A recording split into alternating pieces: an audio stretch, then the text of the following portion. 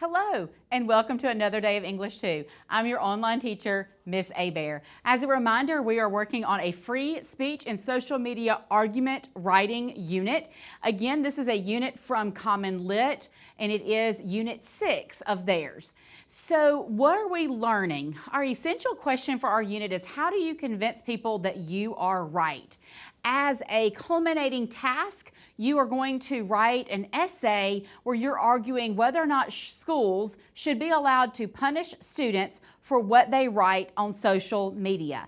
Today, we're going to be looking at the vocabulary for this unit. And you should have a packet with vocabulary, and there are different activities. There's activities 1 through, I think, 6, and throughout the unit, you will be working on this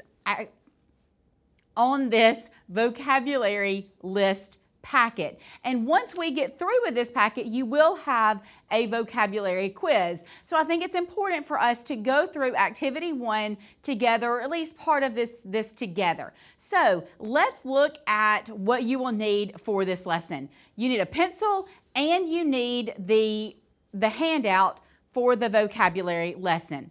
So when we're reading, sometimes we encounter words that we're really not sure. What do we do when we come across one of those words? So first, we want to look at context. What is the surrounding context of that word? And so without a dictionary, can you figure out what that word means? So one way, again, is to use those context clues. We try to guess the meaning of a new word based on the details that surround it. And we're going to practice this skill in activity 1. So first, we're going to use context clues to predict the meaning of a word. We're going to begin with the word abridge. So I want you to look at the picture while I read this sentence. I was shocked by how much the television station had abridged the movie The Lord of the Rings. It was an hour shorter than usual.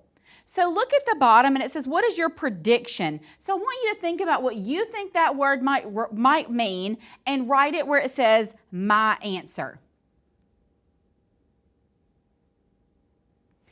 Good. Now we want to think about the photograph, and I want one volunteer to describe what they see in that photograph.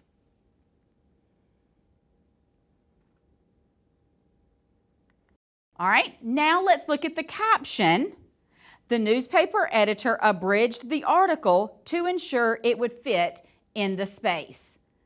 So one volunteer, if you will, suggest a word or some words that could be used in place of the word abridged. All right, now let's look back at the example sentence. And I want to ask myself, do my substitutions from the caption, shortened and reduced, make sense in this sentence? Do they? They do. They do. So you have your answer, and the correct definition is, let me back up. The correct definition is to shorten or reduce. So if you will write that in the correct definition in that space down at the bottom. Good. Now, you're going to do some of these yourself. I want you to take about 8 minutes to predict the definitions for the rest of your vocabulary words for activity 1. I'm going to circle around, or actually I'm not. Your teacher in your classroom is going to circle around to make sure and help you out with that and to review those predictions that you're making.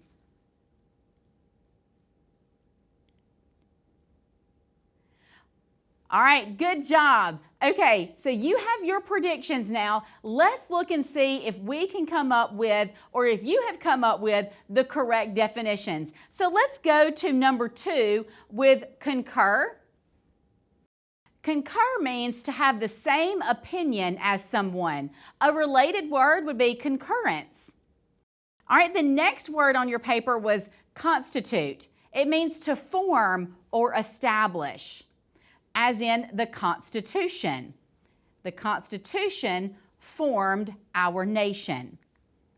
The next word is contend. It means to claim, to state as the truth.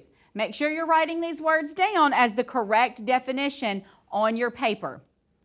Number 5 is discern. It means to see, recognize, or understand something that's not clear. You may have heard the word discernment or discernible. The next word is dissent. It means to hold or express an opinion different than that of the majority.